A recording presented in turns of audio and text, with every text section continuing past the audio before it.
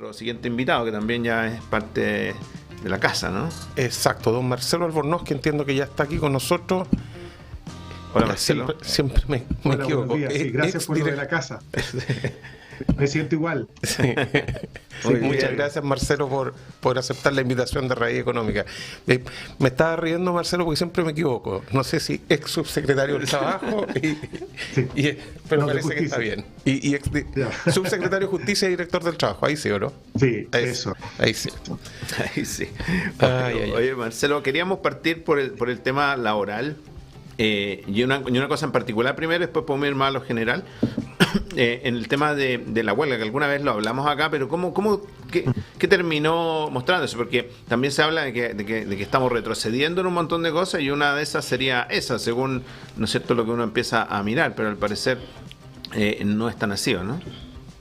No, la verdad que aquí se ha instalado un mito entre lo que a lo mejor a algunos les gustaría que fuera, y otro es la realidad de lo que está en la actual Constitución y lo que se plantea en el texto.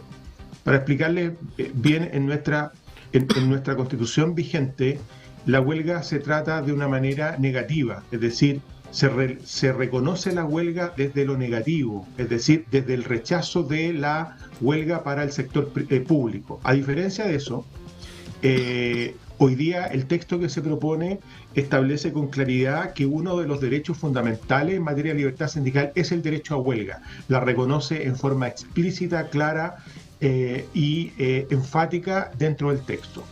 Donde está la discusión ya es en una situación que, como decías tú, es más bien más aparente que real. Porque lo que dice el texto constitucional es que la huelga se debe ejercer dentro de la negociación colectiva. La pregunta, y para que quienes nos ven entiendan, hoy día en el texto está establecido de forma explícita que la huelga es dentro de la negociación colectiva. No, por dos razones. Como decía al comienzo, porque la huelga no se trata de la misma manera que se trata en el proyecto de nueva constitución, ¿ya? En una dice, no podrán declararse en huelga. Ahora dice que la huelga es parte de los derechos fundamentales de la libertad sindical. Hay un cambio bastante importante. Y lo segundo, porque la negociación colectiva, la huelga en nuestro país sí se desarrolla dentro de la negociación colectiva, no porque lo diga la Constitución, sino que porque lo dice la ley. Entonces, lo que tenemos es una discusión aparente, porque la huelga en Chile sí, por ley, por práctica, por tradición, como queramos llamarlo, se desarrolla dentro de la negociación colectiva. Entonces, decir que hay un retroceso no es efectivo. Decir que se pone en riesgo el ejercicio del derecho a huelga, menos verdadero es. Simplemente acá lo que hay una disputa entre lo que se quiso hacer en el proyecto anterior, rechazado por amplia mayoría ciudadana, en cuanto a lo que se buscaba es que existiera una negociación colectiva que se denominó una huelga, y una negociación colectiva que se denominó a todo evento. Es decir, bastase el interés de los sindicatos para declarar la huelga. Es decir, era una huelga que no tenía ningún tipo de restricción, no tenía ningún tipo de limitación ni certidumbre jurídica. Y eso es lo que hoy día se le denomina de una manera artificial poner en peligro el derecho a huelga. Como les he explicado, no hay nada en el texto actual que ponga en peligro el derecho a huelga. Creo que eso es súper importante, ¿eh? Porque claro, y tiene otro, digamos, en la propuesta pasa a tener otro carácter que es mucho mayor, si tú quieres ver así, no sé si la palabra correcta es mayor, pero es mucho más importante que pase a ser un derecho, digamos, o sea, va en sentido contrario a lo que se quiere decir de que estamos retrocediendo, digamos. Claro, era un texto, como decirlo de alguna manera, desde lo prohibitivo, claro. No desde la garantía del derecho, como está hoy día. Ahora bien, es importante también hacer presente que la OIT, como organismo supervisor, si queremos hacerlo de alguna manera, nunca ha cuestionado que en Chile la huelga se desarrolle dentro de la negociación colectiva. Lo que la OIT ha dicho es que la legislación no puede prohibir otros tipos de huelga. Es decir, no puede conculcar por ejemplo, lo que se denominan las huelgas de solidaridad, ¿ya? Que también son un poco cuestionables, pero están dentro de la tradición histórica del ejercicio de huelga en el seno de la OIT. En Chile, mira, para tener argumento de sostener algún tipo de limitación al derecho internacional de la libertad sindical, el texto debería decir algo parecido a: se prohíbe cualquier otro tipo de huelga que no se realice dentro de la negociación colectiva. Porque además la negociación colectiva como concepto es un concepto a nivel internacional un poco mayor a lo que normalmente nosotros denominamos la negociación colectiva reglada, que está sujeta a ciertas reglas, ¿ya? Entonces, incluso hay un fallo de la Corte de Apelaciones de Santiago del año 2015 que reconoce una huelga fuera de una negociación colectiva arreglada, pero dentro de un marco de negociación que estaba llevando a cabo la dirigencia del sindicato con el empleador. Entonces, tampoco tenemos una prohibición clara y precisa que diga en forma explícita que se prohíbe cualquier otro tipo de huelga. Entonces, si lo miramos de una perspectiva jurídica, objetiva, teniendo presente los parámetros que la propia OIT ha señalado en sus pronunciamientos históricos, la propuesta de Constitución no conculca, ni limita, ni afecta en caso alguno el derecho a huelga. Marcelo, solo para especificar, cuando tú hablas de huelga solidaria, ¿estamos hablando de la huelga de los trabajadores del cobre por la guerra de Vietnam, por ejemplo? No, esas son las huelgas políticos-sociales. Ya. Las huelgas solidarias son aquellas que hemos visto muy raramente en nuestro país. Nuestro país, a propósito, Pedro, tiene una tradición y una práctica muy ligada a la negociación, a la huelga dentro de la negociación colectiva. Tampoco aquí estamos hablando de algo que viene a prohibir una práctica. Aquí la experiencia nos indica, las prácticas, las estadísticas, que las huelgas que se desarrollan en nuestro país, que son pocas, son huelgas que se desarrollan dentro de la negociación colectiva. Por lo tanto, los sindicatos y las empresas tienen asumido que la huelga se desarrolla dentro de la negociación colectiva. La huelga de solidaridad que tú me preguntabas, Pedro, son aquellas huelgas de solidaridad dentro de gremios, de alguna u otra manera. Perfecto. Por ejemplo, cuando un sindicato portuario de la zona centro-sur está en huelga, los del norte también paralizan para solidarizar con sus compañeros, ¿ya? Interárea, digamos, ese es el... Claro, sí. Lo que la OIT prohíbe claramente son las huelgas políticas, Ya. es decir, la huelga en donde la paralización se produce por demandas políticas o por acciones políticas probablemente tal. Entonces, pero la verdad es que son manifestaciones muy escasas. Ya. Y en Chile la verdad que no se da esa situación, es muy esporádica, por no decir casi inexistente. Oye, Marcelo, y respecto al tema laboral más en general, ¿cómo ves esta propuesta? Mira, la propuesta es bastante... La propuesta combina dos cosas. Uno, mantener ciertos criterios que hoy día están o normas que están en la Constitución, como por ejemplo la no discriminación, que nadie puede ser obligado a afiliarse a un sindicato, el derecho a la libertad de trabajo, que son los elementos que hoy día están en el texto. Pero esta propuesta es bastante innovadora, es bastante progresista de alguna manera. ¿Por qué? Por ejemplo, introduce lo que se denomina la garantía del trabajo decente. El trabajo decente es un macro concepto que fue creado por la OIT a comienzos de la década de los 2000, que implica que el derecho al trabajo, es decir, derecho a tener un trabajo, que la Constitución vigente no tiene esa garantía, pero la propuesta sí la tiene, sí establece que todos tenemos derecho al trabajo, no solamente derecho a libertad, a optar por un trabajo libremente, sino que un derecho a trabajar.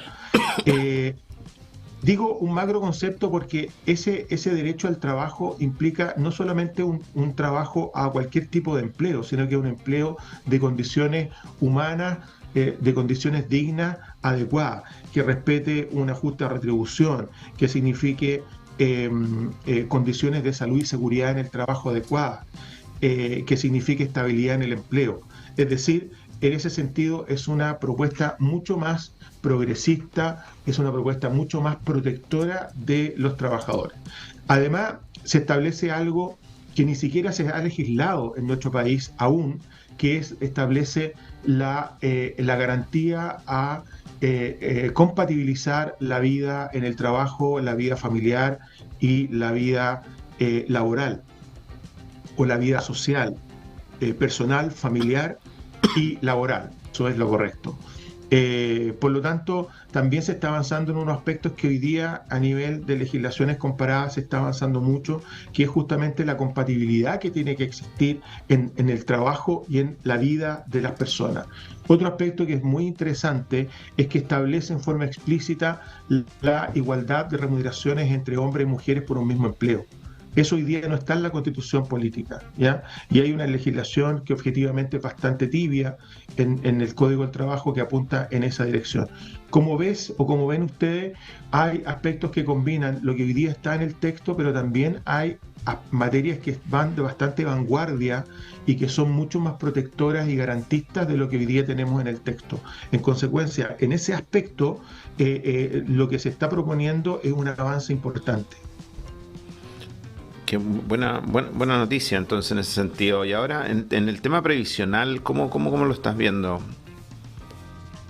Mira, el tema previsional es bien particular lo que se da, porque la norma de la propuesta constitucional es una norma que prácticamente es copy-paste de lo que hoy día está en el texto constitucional. La única diferencia que existe es que garantiza la propiedad de las cotizaciones de las personas. Ese es el único cambio que existe. Y además, y el otro cambio importante es que establece que las personas pueden escoger libremente un ente privado o un ente público para que le administren sus fondos previsionales. Es decir, hoy día no está en la Constitución que pueda existir un ente público, ¿ya? Lo cual no significa que no pueda establecerse por ley, pero la Constitución establece la existencia de una entidad pública, es decir, podríamos tener una suerte el día de mañana de AFP estatal creada por el texto constitucional si es que este se aprueba. Y en segundo lugar, garantiza algo que todos sabemos, y es uno de los aspectos quizás políticos, económicos y sociales más relevantes de las últimas décadas, que es el reforzamiento y la aspiración ciudadana de que los fondos previsionales que han ahorrado son de su propiedad, es decir, son su platita, dicho de alguna manera, ¿ya? No es la platita de otros. Entonces, alguien podría decir, bueno, ¿qué retroceso habría en que el proyecto de constitución establezca algo extremadamente sentido por la ciudadanía? Yo no le encuentro ninguna justificación. Otros han dicho que esta norma de la propiedad de los fondos o de las cotizaciones es algo que afectaría o atentaría contra un sistema solidario de pensiones, con un sistema de reparto. A ver, lo que habría que señalar es que eso tiene un componente cierto en cuanto a que no se podría generar un sistema de reparto solidario con las cotizaciones de los trabajadores, pero sí se podría generar con las cotizaciones de los empleadores. Me explico. Hoy día se está discutiendo una reforma previsional, no solo ahora, sino que se viene discutiendo hace bastante tiempo, donde se eleva el componente contributivo, pero el componente contributivo no de la propiedad o de las remuneraciones de los trabajadores, sino que de las cotizaciones que vienen a surgir del aporte del empleador. El trabajador no es propietario de la cotización que debe enterar o pagar el empleador. Por lo tanto, técnicamente hablando o jurídicamente hablando, esas cotizaciones que va o que debiera o podría enterar el empleador en una entidad de administración previsional, ya sea solidaria o individual o privada o pública, eso es propiedad del empleador y no del trabajador. Entonces, hay algunos perdón. Dale. No, por favor, Pedro, adelante. Sí, no, es que hay algunos sistemas que también incluyen incluso una cotización de parte del Estado. O sea, un sistema de 3 componentes, y tampoco se está hablando solo se está normando o generando propiedad sobre la parte del sueldo que el empleador entrega al sistema de pensiones. Exactamente, ese aporte, o sea, ese pilar solidario que hoy día se denomina, que hoy día tiene el nombre de PGU, obviamente esos son aportes estatales que también pueden contribuir, y lo que han hecho es justamente generar una pensión pública para poder asistir a personas que tienen bajo o que han tenido escasa cotización. Ahora, ¿qué es lo importante en esto? Una materia que incluso ayer salió en las noticias respecto de la edad de jubilar, a pesar de que es lo más antipopular del mundo, y yo creo que difícilmente algún político o política en Chile se le va a ocurrir proponer el aumento de pensiones o de la edad para pensionarse, el sistema lo que necesita es mayor contribución de ahorro. Entonces, en la medida que se garantice que las personas van a tener que sus ahorros, los que nacen de su trabajo, son de su propiedad, creo que hay un incentivo importante para que la gente cotice previsionalmente. Sí, hay varias cosas, ¿eh? Una que de alguna manera le ponemos un candado a que pueda pasar lo que pasó en Argentina, ¿no es cierto? Que estaban las AFJP y venga el Estado y dice ya no hay más AFJP y venga todo para acá y ya se lo gastaron todo, digamos. Y por lo tanto evita que pasen esas cosas. Lo que tú dices es súper relevante finalmente, porque el problema de las pensiones no son las AFP, digamos. Las AFP están hechas para rentabilizar lo que aporten, pero si aporto poco, no puedo hacer magia, digamos. O sea, podemos discutir si el número, si la rentabilidad podría haber sido mejor o no. Sigue siendo una relativamente buena rentabilidad del sistema, pero básicamente la densidad de cotizaciones es el gran problema. Y el otro problema es el mercado del trabajo, que también a veces también afecta, sí, claro, un poco, o sea, pero no el mercado de las pensiones, de la AFP, digamos. Claro, claramente este es un problema de largo plazo que hay que abordarlo por distintas aristas, ¿no? Lo que tú dices, el mercado laboral también es importante, la educación es importante, para la productividad es importante, entonces tiene un montón de aristas, un problema complejo que tiene soluciones complejas, pero por la Constitución, mirando la primera propuesta, ¿no es cierto? Casi que las pensiones iban a subir porque estaba escrito, digamos, eso no pasa. Y lo otro es que también eso genera un incentivo, esta propuesta genera un incentivo a que el pilar solidario vaya por vía de impuestos generales, ¿no? Exactamente. O sea, yo diría que si hay una, de las últimas décadas, si hay una demanda social o demanda ciudadana más sentida de los últimos tiempos, es justamente que se garantice a las personas que sus ahorros previsionales son de su propiedad.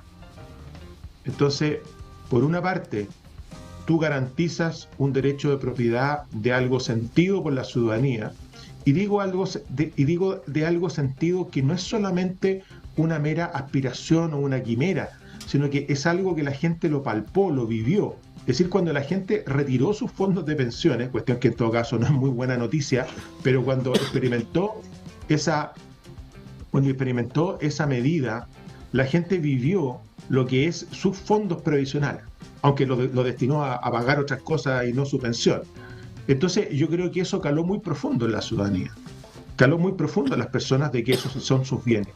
Y por otra parte, como tú decías, Carlos, el Estado con esta propuesta lo que está garantizando es justamente que no existan, por razones políticas, económicas, convulsiones o cualquier otra situación, estallidos ni nada, lo que se le parezca, que exista una garantía de que esos fondos van a seguir manteniendo su objetivo y su finalidad, que es justamente rentabilizar que se rentabilicen esos fondos que son justamente pensando en las pensiones de las personas. Y yo además también coincido, Pedro, lo que tú señalabas en cuanto a que el mercado de trabajo juega aquí un rol fundamental. Y el principal enemigo de las pensiones futuras es el mercado informal del trabajo. Y eso todos sabemos que se ha ido acrecentando y probablemente se va a acrecentar el día de mañana, dado que tenemos una realidad económica en donde el ingreso per cápita ha ido disminuyendo, donde los índices de pobreza pueden que aumenten. Entonces, pero tenemos datos objetivos de informalidad, y la informalidad, todos sabemos que en la informalidad no se cotiza. No conviene cotizar muchas veces. ¿Ya? Exactamente. Sí. No, y hay una cosa también relevante que lo leí el otro día, porque alguien hablaba de esto y decía, oye, pero ¿cómo? Si los fondos son míos, ¿por qué no los puedo yo ir a pedir? Si los voy a pedir, no me los van a pasar. Y claro, uno tiene que entender es que no importa el sistema, igual te van a obligar a lo que sea, ¿no? O el sistema de reparto, full reparto, te van a quitar una parte para pagarle pensiones a otro, en otro cotizas tú, pero tiene que haber ese objetivo, porque tenemos un fuerte sesgo, ¿no es cierto?, al consumo presente, porque ese es cierto y el otro no, y por lo tanto ahorramos poco, no somos los japoneses, digamos, y por lo tanto si no nos obligan no lo haríamos, y después vemos cómo lo arreglamos, es como bien de occidente eso, ¿no? Y por lo tanto en todos lados te van a obligar a guardar para ese periodo donde tus ingresos caen, porque ya no estás fuera del mercado laboral. Entonces esa es la forma de hacerlo, y la idea es protegerlo para que lo puedas usar cuando salgas del mercado laboral, y si no estás, si te mueres, sea heredable. Eso también es parte importante, que puedas decir, bueno, es para los que quedan acá, ¿no? Lo que pasa, Carlos, es que las personas no pueden confundir la propiedad de los fondos previsionales con el destino de los fondos previsionales. Es decir, la propiedad de los fondos previsionales no me permite a mí disponer libremente de aquello. ¿Por qué? Porque son cotizaciones previsionales, ¿ya? No es un ahorro o una inversión que uno hace en un depósito a plazo, en un fondo mutuo, etcétera, en donde yo libremente dispongo qué hago con ese dinero. Estos son dineros obligatorios, y por algo son obligatorios de descuento de cotizaciones previsionales, porque tienen una finalidad determinada, que la finalidad es justamente servir para pagar las pensiones de la edad de las personas cuando ya les toca jubilar. Entonces, las personas que ojalá entiendan que lo que se garantiza no es que ellas libremente dispongan de los fondos para cambiar el auto, para comprar un televisor, para ampliar la casa, para viajar, etcétera, sino que eso el Estado debe resguardar, que esos fondos efectivamente sirvan para el objetivo previsional para el cual han sido creados. Y por eso se creó la seguridad social, finalmente. ¿Ya? Lo que pasa es que la seguridad social puede tener distintas dimensiones. En nuestro país tiene una fuerte dimensión privada e individual, ¿ya? Y todos sabemos que las manifestaciones más tradicionales, históricamente tradicionales, son los sistemas de reparto, pero los sistemas de reparto hoy día están en muchos países quebrados o a punto de quebrar. El caso más emblemático de los últimos años es justamente la impopular reforma previsional que hizo el presidente de Francia, Emmanuel Macron, que tuvo justamente que elevar la edad de jubilación porque el erario público ya no estaba en condiciones de solventar pensiones que pueden ser muy óptimas, pero que no existen recursos para ello. Marcelo, lo que estamos conversando en algún minuto, hay una cierta polémica también entre los que están a favor y en contra por el famoso artículo 23, ¿ya?, de la nueva propuesta, que menciona que solo la ley podrá limitar o restringir el ejercicio de los derechos fundamentales. Un poco lo que estábamos conversando. Hay un derecho de propiedad sobre los fondos, sobre las cotizaciones, pero no tengo la libertad total sobre los fondos, pero es la ley la que va a definir para qué esos usos están restringidos. Entonces, la pregunta es, los que están en contra de ese artículo 23 mencionan de que todos los derechos podrían eliminarse solo con ese artículo 23, pero si uno lee los puntos 2 y 3 del artículo, los numerales, al parecer solo está restringido a una manera de definir en qué condiciones se podría restringir un derecho fundamental. ¿Tienes alguna opinión de eso o no? Mira, es una discusión jurídica bien intensa, pero yo creo que en esta fase, y lo he estado viendo en otros aspectos, surgen una gran cantidad de interpretaciones jurídicas que como ejercicio jurídico es bastante positivo, pero a veces se genera una cierta alarma de situaciones que en la Constitución estarían siendo una especie de goma de borrar con el codo, lo que se escribió con la mano. Yo no creo que eso tenga mucho vuelo del punto de vista jurídico, y además del punto de vista de lo que estamos hablando sobre garantía a las pensiones. El propio artículo 27 señala que el Estado ya es el que garantiza el acceso a prestaciones básicas.